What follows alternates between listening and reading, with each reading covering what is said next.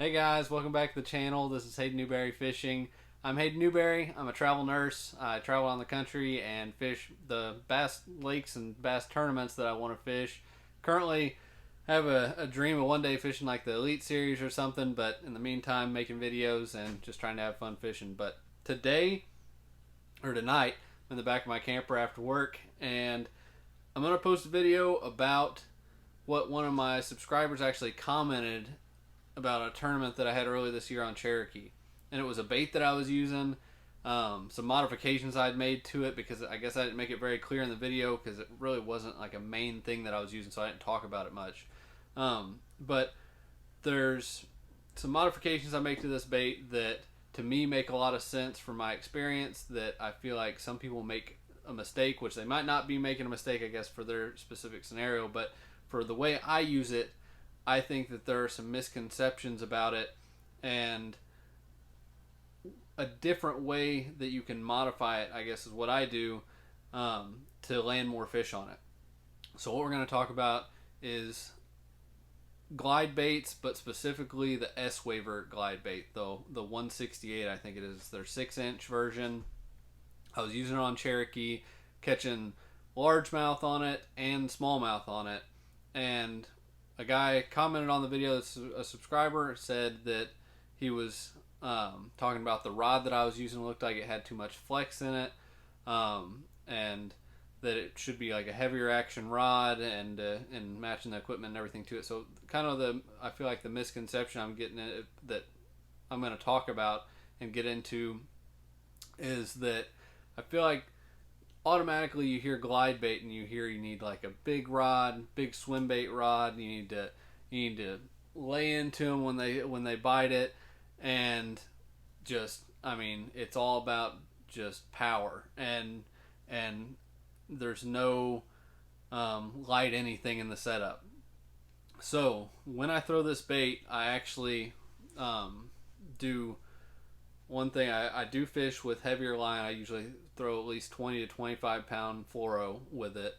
But the rod that specifically that I was using when I was fishing it up around docks, around shallow rock, things like that, I was using for that specific tournament, a 7.2 medium heavy Falcon rod.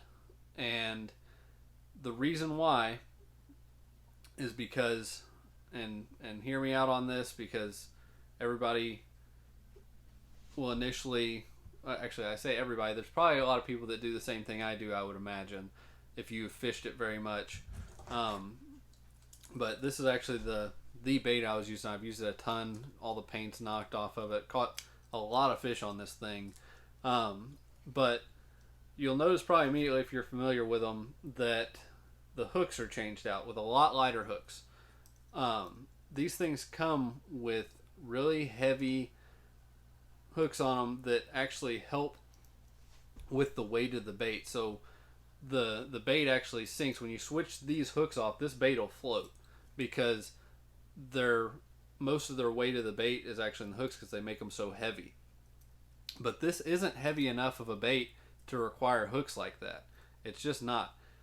The hooks that I actually put on here are more so like crankbait size hooks, which this to me should be treated as a crankbait, not as some heavy big swim bait glide bait. It's a 6-inch bait, sure, but this is an ounce and 5/8, I believe, bait. The entire weight bait weighs an ounce and 5/8 with the big hooks on it. So when you take those off, you're actually knocking it down more so to probably, I would say, an ounce and a quarter, maybe, or actually probably less than that.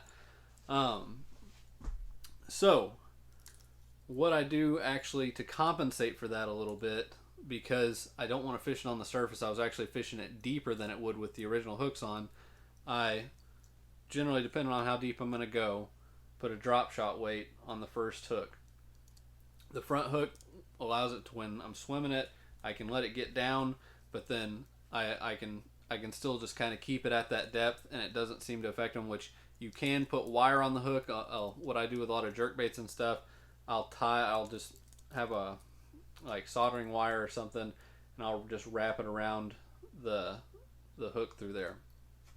But to get into why I do this, so hear me out on this, because this is kind of going against what I feel like some people will tell you about glide bait fishing, is that this is not a big bait, and I'll show you kind of a comparison. This is a big glide bait, Storm Arashi Glide, 7.5 inch bait compared to this bait. This bait has heavier hooks on it and weighs 3.5. It's like, no, sorry, 3.125, I believe. Over 3 ounces. This is over a 3-ounce bait. This is over an inch shorter and weighs 2 ounces less. Now, for a comparison, why I say you should treat it like a crankbait. This is a 6XD. Very similar in size, very similar gap from hook to hook. There's a little bit of difference in profile of the bait, and I guess if that's not convincing why you should treat it like a crankbait, here's an 8XD. An 8XD, truthfully, is bigger and actually weighs the same amount, almost exactly, when you take the hooks off. With the original hooks on this, it's 1 5/8 ounce, and 8XD is 1.3 ounces, I believe. Yeah, 1.3 ounces. So, hooks switched out. These are the same bait, size-wise, and hooks are the same distance apart. You're talking about really slinging the same thing around, same weight and same size profile. And then, on top of that, to go a little deeper into it, if you think about smallmouth with a bait like this, when you're fishing around smallmouth, most of the time, those fish are not going to have it in their mouth. A big largemouth has the opportunity to close in over the head. A smallmouth probably isn't going to. You need some lighter wire hooks that are sticky, that when they swipe at it or hit the side of it or something, because all the smallmouth that I caught on this bait, I mean, obviously it wasn't in their mouth. It was stuck to the side of them. And if you have big, heavy hooks and you're having to set the hook, you have a lot bigger possibility of it skimming off the side of them. For smaller bass, you have the possibility of that. But I can say, throughout the time that I fished this on Cherokee, I think I lost maybe 1 or 2 fish on it out of quite a few that actually bit this thing. So my landing percentage was pretty good fishing it this way, as I guess kind of proof of it. But I mean, I've fished it quite a bit this way, and I really don't lose many fish on it. I'd say it's pretty comparable to like a crankbait. But that's why I do it. You want to give them. It's like the same. I mean, literally, it's the same concept to me of crankbaits and jerkbaits applies to this. A jerkbait, you want some flex in your rod. You want some lighter wire hooks so that when they swipe at it, it catches them, and then you just pull into them. And light wire hooks like that, it's going to drive them in, and then they're not flinging around a 3-ounce bait. This thing's like an ounce. You let the rod. You gotta have a good parabolic rod, and not necessarily, I guess to me, not necessarily exactly like a cranking rod, because you're not, I guess, using the speed or anything that you are, but you need something that has a lot of give in there when they're pulling on something like this that has treble hooks. I get it with these big glide baits and stuff with those heavy hooks, that maybe you'd want a bigger rod that you can just run, or, crank them to the boat and boat flip them.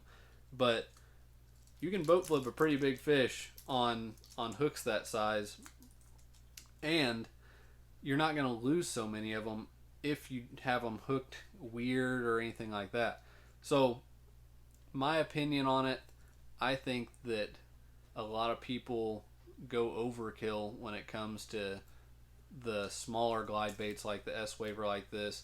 They treat it like it's a huge glide bait, like it's some big swim bait, and it's just not. It's a 6-inch ounce, less than 1.5 ounces bait when modified. Even still, straight out of the box, it's 1.5 ounces, which it doesn't really deserve a shark rod or anything. So anyway, that's my take on the whole deal. I hope that helps people that fish this thing because it is a very, very effective bait. But I feel like right out of the box it needs some modification because the hooks that they put on it are complete junk. But thanks for watching the video, guys. See you on the next one.